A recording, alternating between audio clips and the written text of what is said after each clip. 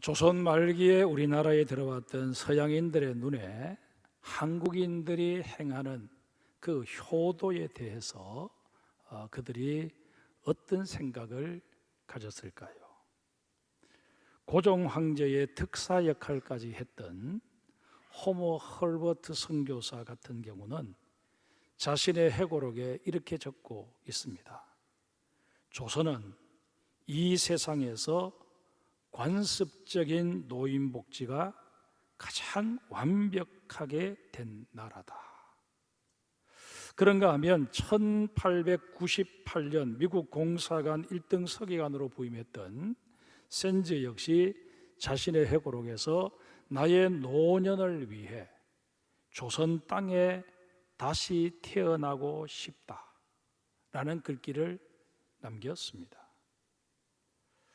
또 한 사람, 황실의 주치 역할까지 했던 호러스 알렌 선교사도 조선은 노인과 망인 사이가 단절되지 않고 연결되어 있기에 이 세상에서 죽는 것이 두렵지 않은 노인의 천국이다 라고 우리나라의 효풍습을 극찬한 바 있습니다. 이랬던 우리나라가 지금은 어떻습니까? 지금 우리나라 법무부가 일명 불효자 방지법이라는 것을 제정하기 위해 논의 중입니다. 부모님 생전에 재산을 물려받은 자녀가 부양의 의무를 제대로 이행하지 않거나 부모를 학대하고 부당한 대우를 했을 때 이미 이루어진 증여를 해지한다 하는 것이 그 법안의 골자입니다. 서양인 선교사들조차도 그렇게 부러워했던 우리나라의 효도 관행이 어쩌다 이 지경에 이르게 되었는지 누구를 탓하기 이전에 우리 자신들을 한번 돌아볼 수 있어야 할 것입니다. 내리사랑이라는 말이 있습니다. 이 말처럼 우리가 아무리 하나님을 잘 경외한다고 한들 우리를 향하신 하나님의 사랑에 비하면 우리가 하나님께 헌신하는 것은 정말 아무것도 아님을 깨닫게 됩니다. 마찬가지로 우리가 부모님을 아무리 잘 섬긴다고 할지라도 부모님들이 우리를 생각하는 그 마음에 비하면 우리의 효도는 보잘것없는 것일 수밖에 없다 하는 것입니다. 그러할진데 그나마 하나님을 경외하고 부모님을 섬기는 일을 우리가 소홀히 해버린다면 우리의 신앙에도 우리의 생활에도 낙제점을 받을 수밖에 없을 것입니다. 잠언 23장 25절을 한번 보실까요? 거기에 보면 내 부모를 즐겁게 하며 너를 낳은 어미를 기쁘게 하라 하는 말씀이 있습니다. 이것은 어떤 도덕적인 훈계나 또 규율을 말하고 있는 것이 아닙니다. 우리를 향하신 하나님의 준엄한 명령입니다. 세상 사람들은 어떤 유교적인 가치관에 따라서 아니면 여러 가지 사회적인 어떤 규범에 근거해서 효도를 합니다. 그러나 우리 그리스도인들은 그 이전에 효행이라고 하는 것 하나님의 명령이다라는 인식을 가져야 합니다. 그러기에 효도는 우리가 하면 좋겠거니와 여건이 되지 않으면 할 수 없는 그런 것이 결코 아닙니다. 우리가 선택할 수 있는 여지가 없다는 것입니다. 우리에게 부과된 의무요 반드시 이행해야만 하는 하나님의 명령입니다. 그런데 예나 지금이나 부모님을 모시는 일을 피할 수만 있으면 피하려고 하는 자녀들이 없지 않습니다. 마가복음 7장 11절 이하에 보면 예수님께서 유대인들이 지키던 고르반 규정에 대해서 책망하신 내용이 기록되어 있습니다. 고르반은 하나님께 예물을 바치는 서약의 일종입니다. 어떤 물건이든 일단 하나님께 드려지게 되면 그것을 개인이 임의로 사용할 수 없어지게 됩니다. 그런데 이런 고르반 규정을 불효자들이 악용하는 사례들이 있었습니다. 부모님의 생활비를 부담하기 싫은 아들이 제사장과 짜고 자신의 소득 전부를 거짓으로 고르반하는 것입니다. 그리고는 하나님께 다 바쳐버려서 부모를 복양할 여력이 없다며 부모 복양 의무를 면제받는 것입니다. 그렇게 면제 판결을 받은 후에는 제사장에게 적당히 뇌물을 주고 거짓으로 고르반했던 재산을 되돌려 받는 것입니다. 정말 불효의 극치가 아닐 수 없었습니다. 이에 주님께서는 이런 자들을 향해 하나님의 말씀을 폐하는 자라고 가차없이 책망하셨습니다. 경우가 조금 다르기는 합니다만 요즘 우리나라에서도 이른바 불효 파산이라는 신조어가 생겨났습니다. 몇 년 전에 72세 되신 오모 할머니가 파산 선고를 받고 채무 탕감을 신청했습니다. 할머니가 쓴 카드 빚이 무려 4,500만 원이나 된 것입니다. 그런데 70대 할머니가 매달 500만 원씩이나 카드를 썼다는 것이 이상해서 은밀하게 내사를 했더니 실제로 그 카드를 쓴 것은 그 할머니의 자녀들이었습니다. 이에 법원은 자녀들에게 카드 빚을 반환하라고 지시를 했고 자녀들이 불응함에 따라 할머니의 채무 탕감을 불허했습니다. 결국 그 할머니는 신용불량자가 되고 인생의 노년이 정말 고달퍼지고 만 것입니다. 2016년 1월 2월을 기준으로 서울중앙지법이 파산을 선고한 1727명 중에 65세 이상의 노후 파산이 428명이나 된다고 합니다. 관계자들은 이 중 일부는 앞서 말씀드린 불효 파산일 가능성이 크다고 추측하고 있습니다. 여러분, 노년에 이르신 부모님의 마음을 기쁘게 해드리지는 못할 망정 이렇게 불편하게 해드려서는 아니 될 것입니다. 우리 분명히 알고 넘어가십시다.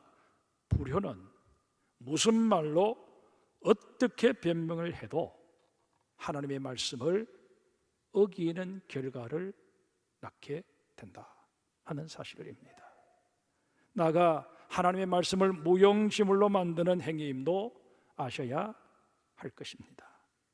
하나님의 말씀을 임의로 폐하고 준행하는 자의 결말이 어떠할까요? 신명기 27장 26절에 이 율법의 말씀을 실행하지 아니하는 자는 저주를 받을 것이라 할 것이요 모든 백성은 아멘 할지니라 라고 말씀하십니다. 또한 마태복음 5장 19절에도 보면 예수님께서 이렇게 말씀하십니다. 그러므로 누구든지 이 계명 중에 지극히 작은 것 하나라도 버리고 또 그같이 사람을 가르치는 자는 천국에서 지극히 작다 일컬음을 받을 것이요 누구든지 이를 행하며 가르치는 자는 천국에서 크다 일컬음을 받으리라. 신명기의 말씀에 비해 예수님의 말씀은 상당히 부드럽고 완곡한 표현을 쓰고 계시지만 그 담겨져 있는 의미는 동일합니다. 오늘 본문인 에베소서 6장 2절을 제가 다시 한번 읽겠습니다. 내 아버지와 어머니를 공경하라. 이것은 약속이 있는 첫 계명이니라. 이 말씀을 통해 알 수 있는 사실이 무엇입니까? 효도는 하나님이 우리를 위해 하신 약속을 성취할 수 있는 내 삶에 이루어낼 수 있는 비결이라는 것입니다. 하나님이 하신 약속이 어떤 것일까요? 계속해서 본문 3절을 보십시다. 이로써 내가 잘되고 땅에서 장대하리라. 장수하리라. 하나님께서는 효도하는 자에게는 그 보상을 더디 미루어 놓지 않으시고 실질적인 이 땅에서의 삶에 보상해 주시겠다고 그렇게 약속을 하십니다. 내 손이 수고한 대로 분복이 넘쳐나게 하시고 또 내가 이 땅에서 장수하는 그런 복을 누리게 하시겠다고 약속을 하십니다. 이런 분명한 하나님의 약속이 있음에도 불구하고 우리가 효도하지 못하는 이유가 어디에 있을까요? 그 첫 번째 이유는 부모님의 사랑을 우리가 제대로 깨달아 알지 못하기 때문입니다. 우리 부모님들도 인간인지라 이런저런 허물이 있으실 수밖에 없습니다. 그리고 자녀된 우리 눈에도 그 부모의 허물은 보일 수밖에 없습니다. 그뿐만 아니라 경제적인 면에서나 사회적인 면에서도 신체적인 면에 있어서 그 능력이 극도로 약해지신 상태가 대부분입니다.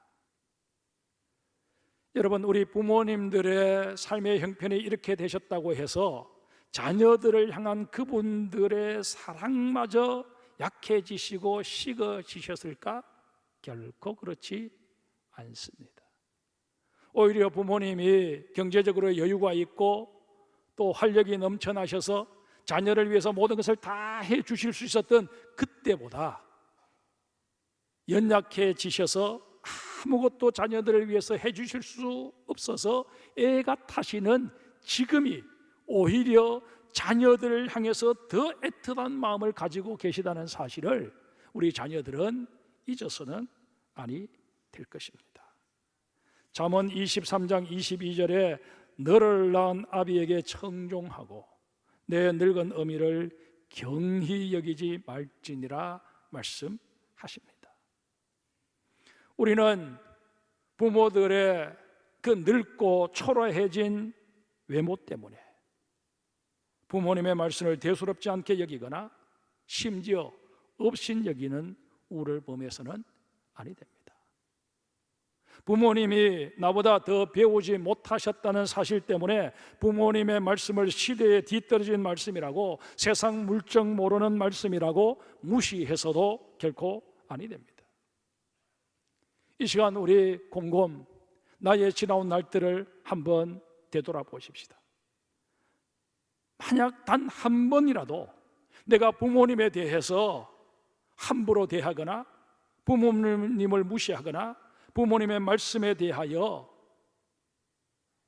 내가 좀 더 배웠다고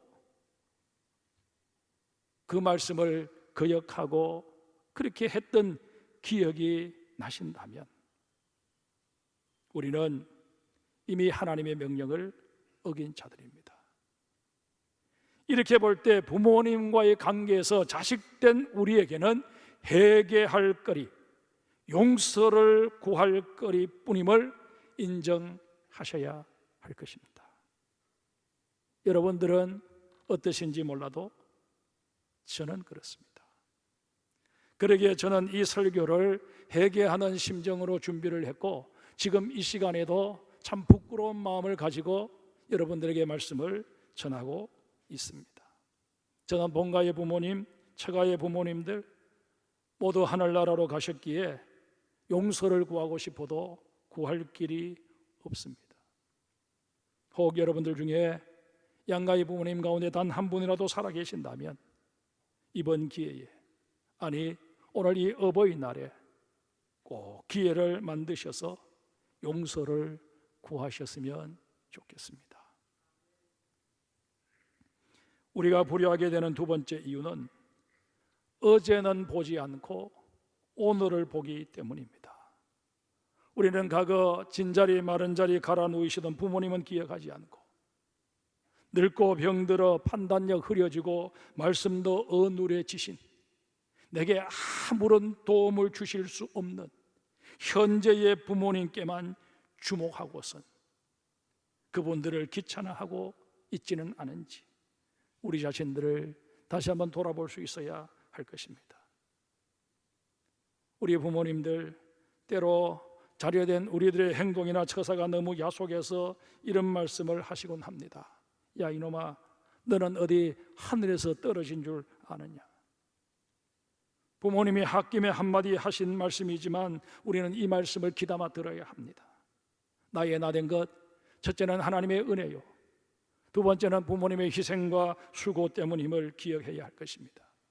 여러분과 제가 정말 이 땅에서 모든 것 다 잊어버리게 된다고 할지라도 딱 두 가지만 기억해야 한다고 한다면 하나님 날 사랑하신다는 사실과 부모님의 희생과 수고 때문에 오늘의 내가 있다는 사실을 기억할 수 있어야 할 것입니다. 2007년 2월 23일 국민일보 계좌시에 소개된 글입니다. 안산제일교회 고등부에 다니는 효상이라는 학생의 이야기입니다. 알코올 중독자였던 효상이의 아버지가 간경변증 선고를 받게 되었습니다. 간 이식 외에는 달리 치료할 길이 없었습니다. 간 기증자를 찾아보았지만 쉽게 찾을 수가 없었습니다. 마침 아들 효상이가 정밀검사 결과 모든 기증 조건에 100% 일치한다는 것이었습니다. 효상이는 아버지를 위해 기꺼이 간 일부를 드리겠다고 동의를 했습니다. 수술대에 오른 효상이가 이런 기도를 드립니다. 하나님, 저의 아버지는 아직 예수님을 모릅니다. 열심히 전도했지만 아버지의 영혼을 아직 구원하지 못했습니다. 제가 드린 이 간 한쪽을 하나님이 받으시고 아버지의 영혼을 구원해 주십시오. 수술의 결과는 기대 이상으로 좋았고 회복하신 아버지는 아들의 바람대로 교회에 등록하시게 되셨습니다. 그 후 효상이도 건강한 젊은이로 성장했습니다. 효상이는 알코올 중독자가 되어서 온 가족을 힘들게 만드는 현재의 아버지에 주목한 것이 아니라 어린 시절 자신에게 든든한 버팀목이 되어주셨을 뿐만 아니라 친구가 되어주셨던 아버지를 기억한 것입니다. 사랑하는 성도 여러분, 지금 여러분들은 어떤 부모님을 보고 계십니까?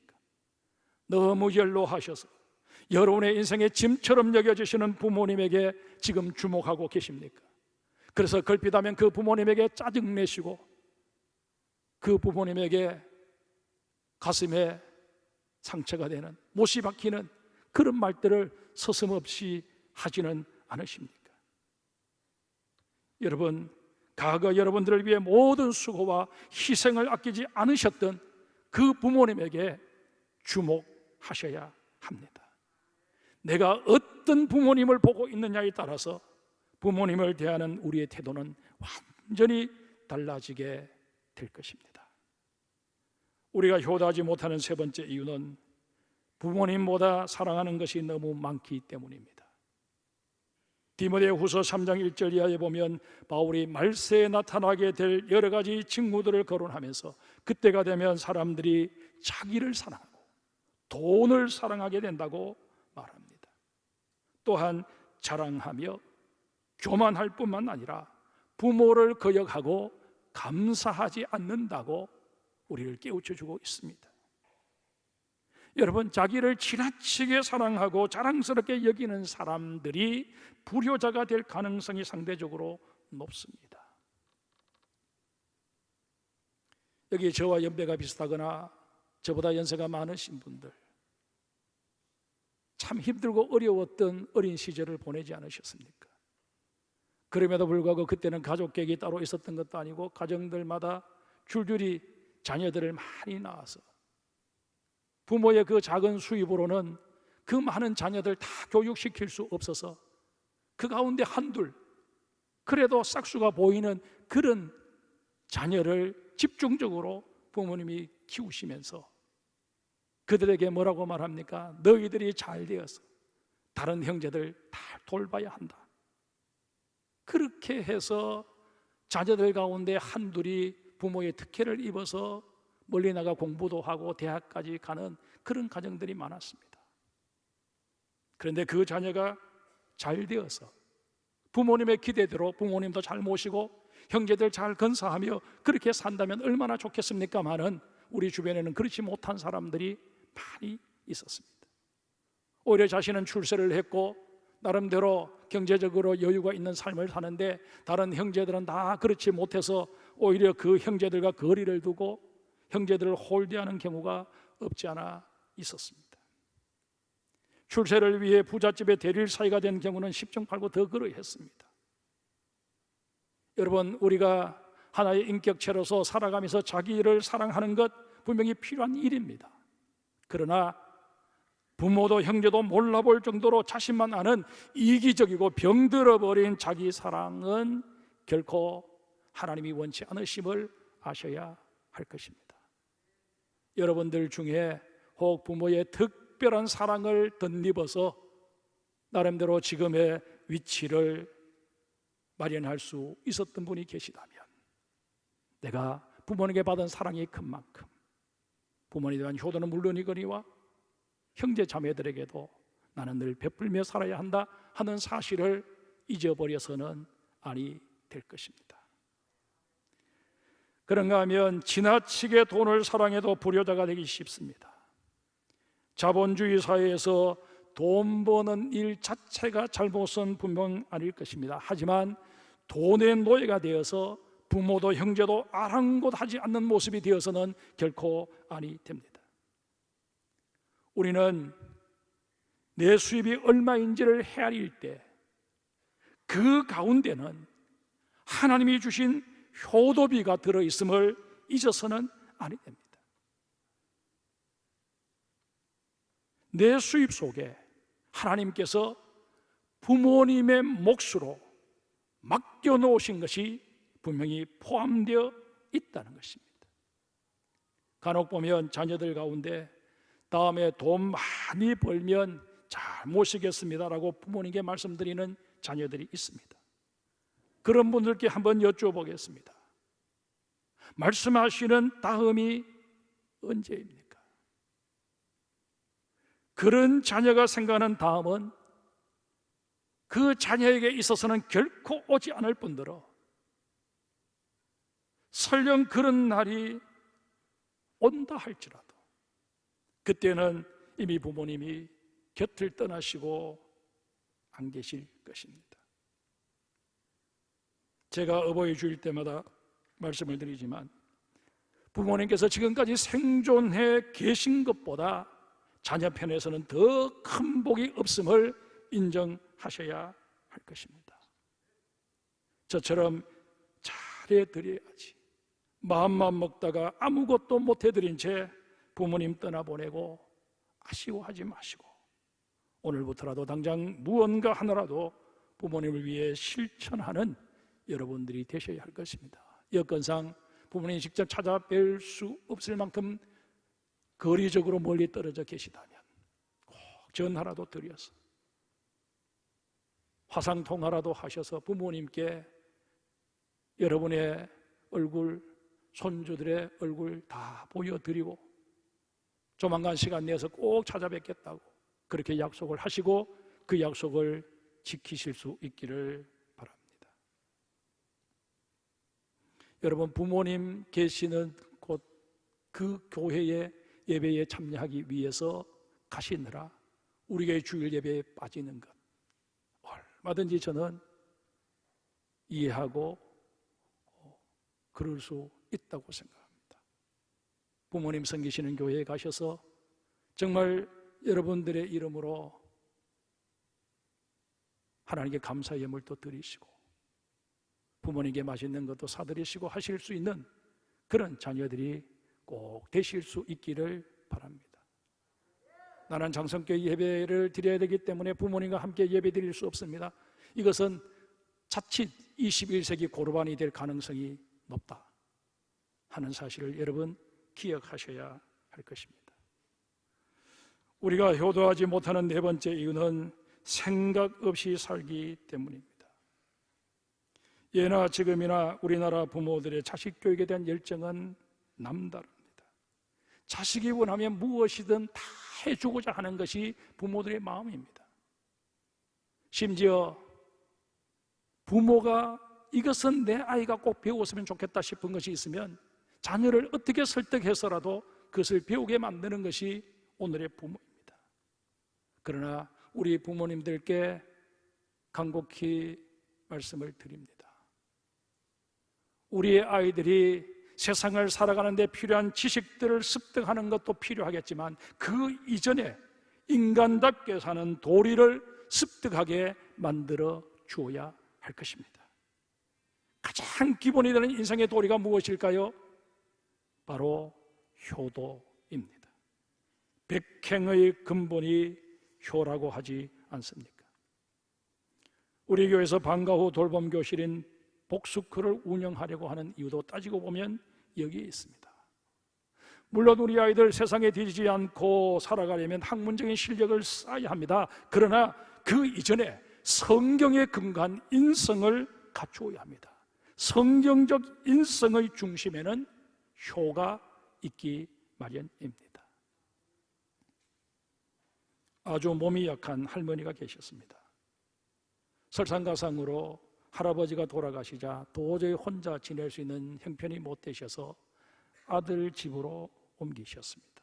그런데 시간이 지나면서 점점 늙고 쇠약해지신 이 할머니는 손을 더듬어야 사물을 제대로 분간하실 만큼 시력이 나빠지셨습니다. 그러다 보니 식사 시간에 접시를 뒤엎는 일이 종종 발생하게 되었습니다.